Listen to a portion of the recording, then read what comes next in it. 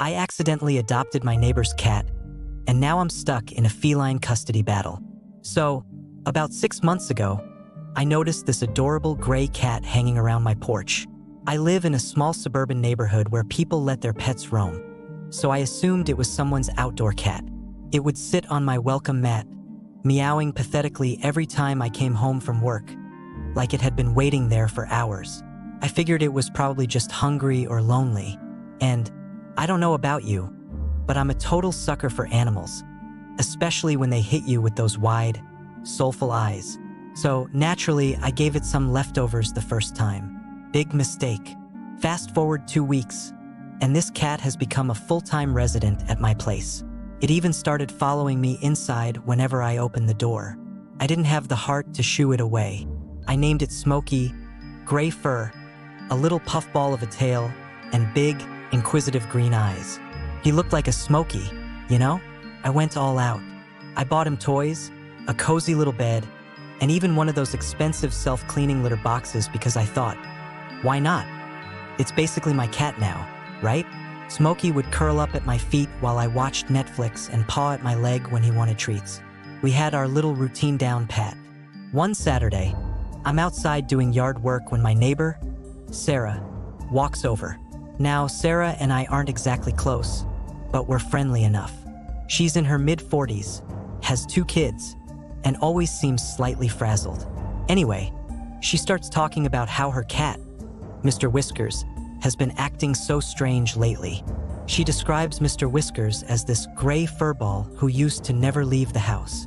Apparently, the cat had started spending all his time outdoors. My heart sank because everything she described sounded exactly like Smokey. But there was no way her cat could be mine, right? I play it cool. Huh, that's weird, I say, pretending like I didn't already know what was coming next. You haven't seen him around, have you? She asks, with this concerned look on her face. Well, maybe, I mumble. There's this gray cat that's been hanging around my house. I thought it was a stray. The moment I said it, I could see the realization hit her like a ton of bricks. Her eyes widened. That's Mr. Whiskers, she exclaimed. He's been spending all his time here? I awkwardly scratched the back of my neck. Yeah, I guess so. I didn't know he belonged to anyone, so I started feeding him. He kinda moved in. To my surprise, she laughs. Oh my God, that explains so much. I thought he'd just developed a taste for adventure. She laughs again, but there's this edge to her voice now. You know, I was wondering why he's been looking so well-fed. I'm really sorry. I didn't mean to steal your cat, I say quickly, feeling the guilt wash over me. She waves her hand dismissively. Nah, it's fine. Cats go where they want, right? He must like your place. We both laugh, but I can't shake the feeling that I've crossed some weird line. Sarah and I agree to a compromise. Shared custody. She gets Mr. Whiskers during the day, and I get him in the evenings. It's weird, but it works. At first. But Smokey, being the free-spirited feline he is, has other plans. He starts spending more and more time at my place. If I leave the door open for even a second, he darts inside and makes himself at home. I start getting attached. More than I should, probably. I mean, this cat chooses me, right? You can't argue with that. Meanwhile, Sarah's starting to get a little competitive. One evening, she knocks on my door. Smokey is lounging on my couch, looking as comfortable as ever. Hey, she says, trying to keep it light, but there's something in her tone. I was wondering if you've seen Mr. Whiskers today. He didn't come back after lunch. I can see her eyes flick to Smokey, who's lying there like a king. I feel a twinge of guilt, but I try to play it off. Oh yeah, he's been here for a bit. Do you want me to bring him back over? She hesitates. It's just, I kind of miss having him around. The kids are asking why he's always at your house now. I smile, trying to diffuse the tension. Yeah, I don't know what it is. Maybe he just likes my snacks better. I joke, but it doesn't land. Sarah gives a half-hearted laugh and shifts awkwardly on her feet. Well, I've been buying him some new treats, the gourmet kind. Maybe he'll stick around more. The next day, Smokey shows up with a fancy new collar, one of those with a little gemstone in the middle. I don't know if it's a bribe or a statement, but I'm starting to feel like this cat's at the center of some unspoken tug of war. One night, I'm sitting on the couch, and Smokey's perched beside me when I get a text from Sarah. Asterisk, can you send Mr. Whiskers home? The kids want to say goodnight. Asterisk, I glance at Smokey, who's snuggled in deep, purring away, and I can't help but feel a pang of selfishness. I mean, I love this cat, but I also know he's not really mine. I walk over to Sarah's house and gently set Smokey down at her door. He looks up at me with those big eyes, like he's saying, "What gives?" before trotting inside. The next week, though, he's back, every day earlier and earlier. And I know it's not just about the snacks or the bed anymore. Smokey has chosen me, and I'm stuck in this awkward, low-key custody battle with Sarah, who's starting to get a little annoyed. At this point, I don't know what to do. Do I keep playing this back-and-forth game, or do I just give him back entirely? Every time I think about letting Smokey go for good, I can't imagine coming home to an empty house. I guess what I'm asking is, can you really share a cat? Or is it time to face reality and give him back to his original family? Part 2, Smokey's Choice. So, after my last post, you'd think Sarah and I had come to a sort of uneasy truce over Smokey, aka Mr. Whiskers. But, as you probably guessed, that peace was short-lived. What started as a quirky back and forth over a cat has escalated into something way more complicated and weirdly intense. Let me set the scene. It's 7:30 a.m., and I'm still in my pajamas, groggily sipping coffee when there's a knock at my door. It's not the casual knock of a friendly neighbor dropping by to say hi. No, this was the knock of someone with an agenda. I open the door and there she is, Sarah. And she does not look happy. "Have you seen Mr. Whiskers?" she asks. No preamble, no good morning. She's dressed in her work clothes, a little frazzled, her hair pulled back in a tight ponytail. There's an edge in her voice, one that makes me want to slam the door and pretend I'm not home. I glance behind me, where Smokey is lounging on the arm of the couch, giving me that casual, sleepy-eyed look that says, "What's the problem, human?" Yeah, he's here. I admit, scratching the back of my neck. He came over last night. I didn't know he was supposed to come home. Sarah's eyes narrow, and I swear I feel the chill in the air deepen. He didn't come home at all. The kids woke up asking where he was. I could feel the guilt building, but at the same time, I didn't know what to say. "I'm sorry, Sarah. I didn't mean to. He just showed up, and you know how cats are." Sarah steps inside without waiting for an invitation, and her eyes land on Smokey, now wide awake and eyeing her warily. "Come here, Mr. Whiskers," she commands, but Smokey does the thing that cats do best.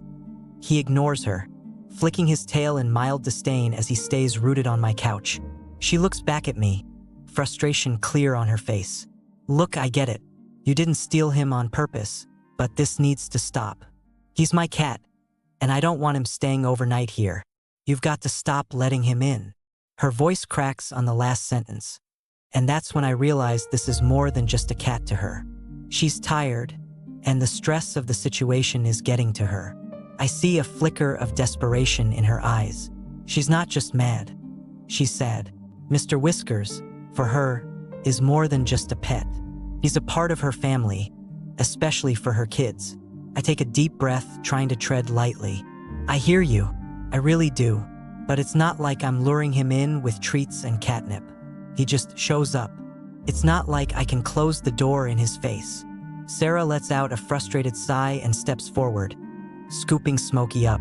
He doesn't struggle, but he looks at me over her shoulder like, "Traitor." I feel a pang of guilt, but also relief. Maybe this will finally be over.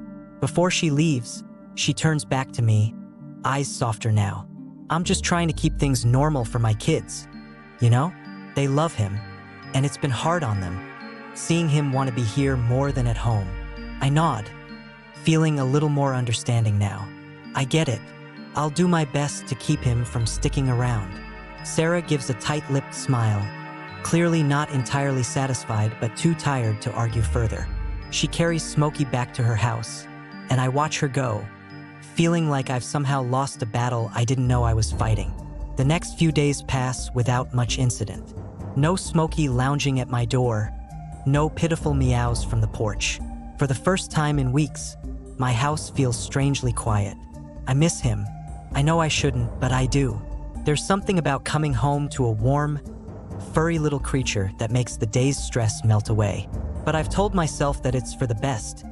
Smokey is back with his family, where he belongs. Then, one night, as I'm curled up on the couch with a book, I hear it, a faint scratching at the window. I sit up, unsure if I imagined it. But there it is again, more insistent this time. I walk over to the window, pull back the curtain, and sure enough, there he is, Smokey, perched on the windowsill, staring at me with those wide green eyes. He looks determined, like he's made a long journey just to be here. I open the window, and he hops in without hesitation, immediately rubbing against my legs and purring like nothing's changed. I chuckle despite myself. You're relentless. You know that? I settle back on the couch, and Smokey curls up beside me, his soft purring filling the silence of the room. But as much as I love having him here, I know this is going to cause problems. Sarah made it clear that she doesn't want him staying over, and now here I am, harboring her cat again. 2 days later, I decide to check on Smokey, or Mr. Whiskers, after work. I haven't seen him since his impromptu sleepover, and part of me feels guilty, like I've lured him away from his family again. So, I casually walk past Sarah's house, pretending to be on a leisurely stroll. That's when I notice it. A brand new fence around her backyard. Not just any fence, either a cat-proof fence. It's tall, with slanted metal rods at the top designed to keep a determined feline from climbing out. Smokey is nowhere in sight, and the whole thing makes me feel a little uneasy. This fence looks like it belongs at a fortress, not in a suburban backyard. I guess Sarah's really taking this seriously. I can't say I blame her. Smokey's been escaping to my place for weeks now, and she probably felt like she had no choice. But it still feels weird. I didn't realize it had come to this.